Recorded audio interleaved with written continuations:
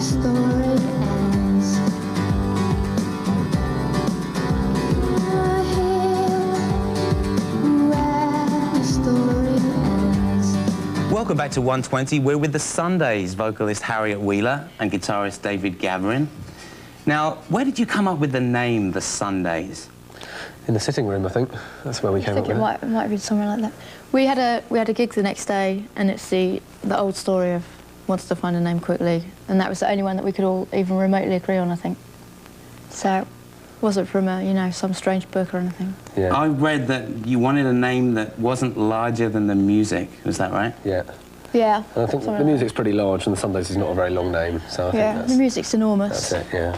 No, I mean, there's no sort of particular significance in it. It was just sort of something like fairly neutral for the name, because like the name's sort of like an extra, really. The music for us is sort of, obviously more important, and it seems that there are like some bands that have names that, I don't know, like 10,000 Maniacs or something, that you hear the name and it sort of conjures up something before you've even heard the music. Well, we didn't want that. I mean, I think that's a good name, but it wasn't, what we wanted for us, so... So the idea is you can't tell what the music's going to sound like before you hear it, just from the name. That's right. Mm-hmm. Right. Now, your new album is called Reading, Writing and Arithmetic. You're going to say, where'd you get that from? No, I'm not. I'm going to ask about the producer, an even more original question. It's Ray Shulman, who worked with the Sugar Cubes also, right? That's right, ex of Gentle Giant as well.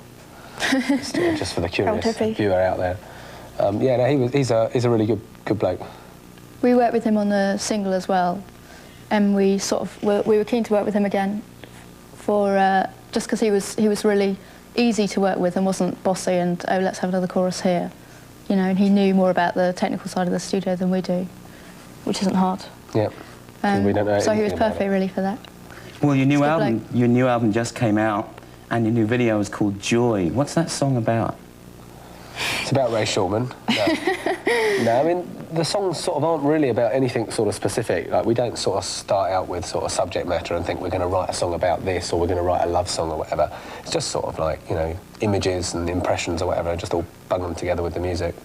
It's sort of memories, if anything, but it's not. They're not like stories, our songs, so it's hard to describe them in, under a minute. So we probably better not start. Well, let's just watch the video instead. This is The Sundays with Joy, and we'll be back with more of The Sundays.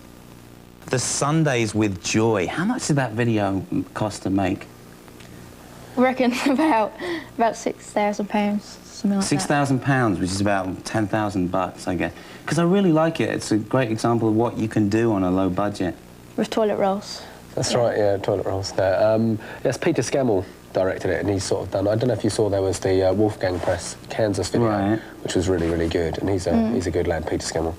He's a really nice he knows what to do with £6,000. He's good at working with low budgets. We should give him a job here at MTV. We're going to be back with more of The Sundays in the second 60 of 20 Meets The Sundays, Harriet Wheeler and David Gavarin. Where did you guys meet? We met in Bristol years and years ago. Oh, many years ago. We were at college there for a while, and that's it, really. Yeah, we met, and that's where we were. Did you form the band there? Yeah, we started writing. I mean, well, us two. We did. There's two of us, just piddling around with guitar and singing stuff. And a little 4-track recorder, and then we ended up sort of writing songs that you'd need more than 2 people to play them, and so we got a couple of friends to join us, and that was it. And now you're being billed as Britain's great new pop hope. Did it happen quite... Only by our parents. Yeah, quite right, and grandparents. Well, they're the only ones that count. Did it happen quickly for you?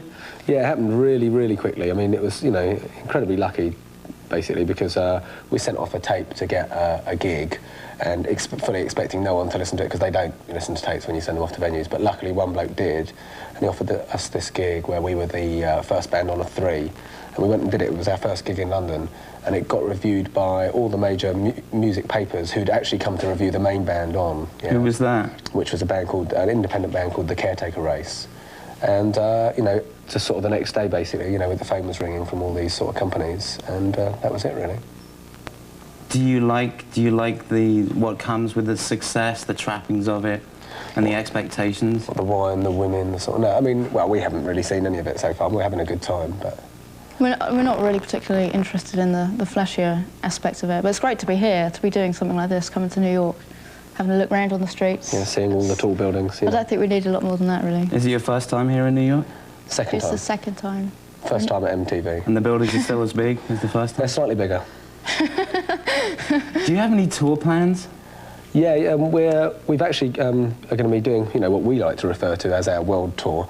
No, we've got an opportunity to go to Japan in June, and then we're going to be coming on here in late June, early July. So that's the plans now. We've just been around Europe and done obviously a tour in Britain. Great. Well, thanks very much for coming by, and we'll look forward to that. The Sundays, Harriet and David. 120 Minutes continues.